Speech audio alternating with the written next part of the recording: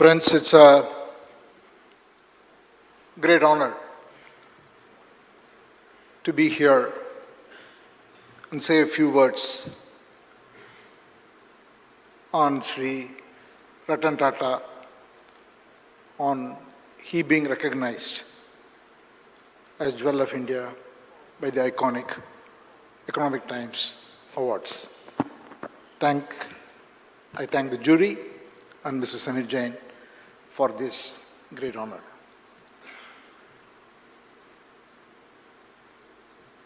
Ratan Tata is a very special person. I've had the privilege of doing my full career with the Tata Group. I joined the group in 1986 as an intern. For anyone like me who would have joined the group as a professional, an opportunity to shake hands with Ratan Tata or take a selfie would have been a dream. And I was fortunate not only to grow in the group and succeed him and work with him closely, and over the last few years, we became very close friends. And he is probably so unique that he is not only most respected and admired by all of India, but he is adored and loved by everyone. Everyone who came into contact with him has a story to tell. It is an Economic Times Award, so normally one will tend to think about sharing financial details on revenues, market cap, profits. But knowing him closely, I don't think it mattered to him that much. He was not a person who can be easily understood. We have to really experience him to understand him fully, because he's not a man who speaks freely. He chose his words carefully, and when he spoke them,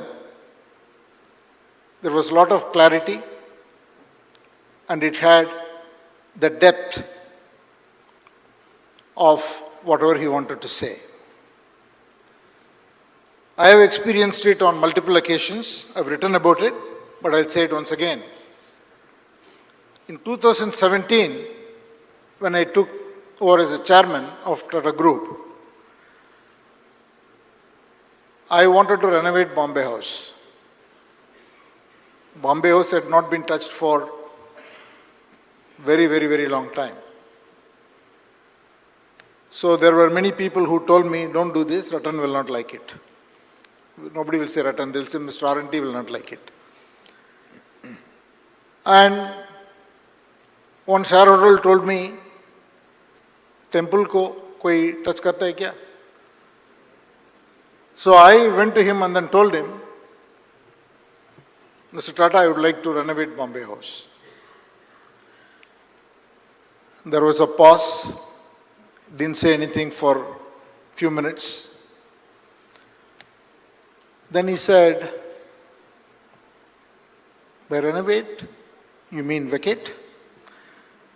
I said, yes sir, we will vacate, and it'll get renovated, then we'll come back. Then he said, very thoughtfully, may I ask you something? And I still remember, he wasn't sure whether to ask me or not. But then he asked me, may I ask you something? I said, yes, sir. where will the dogs go?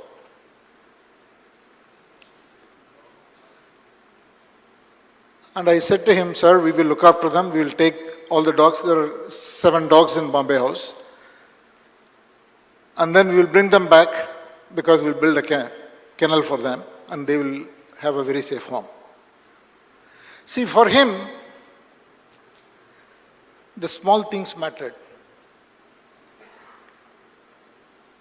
He always evaluated or looked at anyone not with the big ideas alone, but what was the attention to the small things. He cared for the people who cannot defend themselves. In a way, he was defender of the defenseless. That set him apart. And I have seen it on so many occasions. He never said anything just for the sake of saying, like he never actioned anything for the sake of actioning. And his compassion was well known when the terrorist attack happened in Bombay. He met with every single family member of the families who were affected during the terrorist attacks. Leave alone the welfare trust he founded and so on and so forth. The biggest gift he gave to people was the attention. It didn't matter who you are. I don't recall even one instance. In fact, in the last few years, he was not that well, and I almost met him every week, sometimes twice a week, and probably had a dinner 3 or 4 times a month. There was not a single occasion where he did not come to the door to receive me, or he did not come back to the door to see me off. I will tell him many times, sir, you don't have to do this. But he will insist. And that's a courtesy I can tell you, anyone who has interacted with him will tell you. And for him, doing the right thing was so important. I would say he was a man who constantly knew to ask himself, am I doing the right thing? Every time he was taking a decision, if it's a relationship, he was very good at putting himself in the other person's shoes to make sure that he is being fair.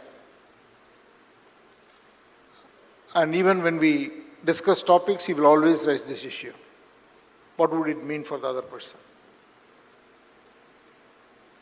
So he was an extraordinary person. You can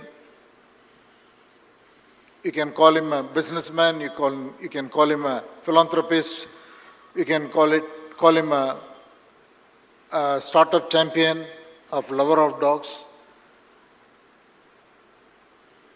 He had all these qualities. But I would say, one thing that I will always remember is that sentence, where will the dogs go? As we build the future, let us not forget to ask, where will the dogs go?